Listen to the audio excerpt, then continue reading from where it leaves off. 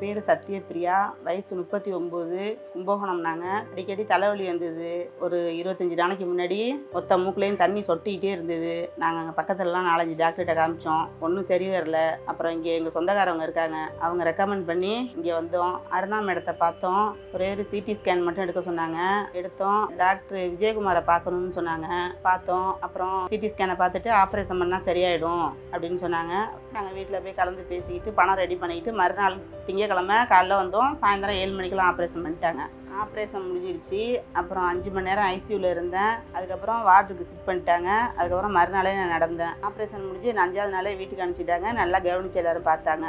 தலைவலி எனக்கு கிரியூ ஆகிட்டு ஒத்த மூக்குலேயும் தண்ணி வந்துகிட்டே இருந்தது. அது இப்போ எனக்கு சரியாயிடுச்சு. எல்லாமே சாப்பிட்றேன், நானே நடக்கிறேன், என் வேலையை நானே பார்த்துக்கிறேன். திரும்ப 10ஆவது நாள் தையல் பிரித்தேன். இப்போ நல்லா இருக்கேன். திருப்பி டாக்டர் 45 நாள் கழிச்சு வர சொல்லியிருக்காங்க. விஜயகுமார் சாருக்கும் அருணா மேடத்துக்கும் ரொம்ப நன்றி.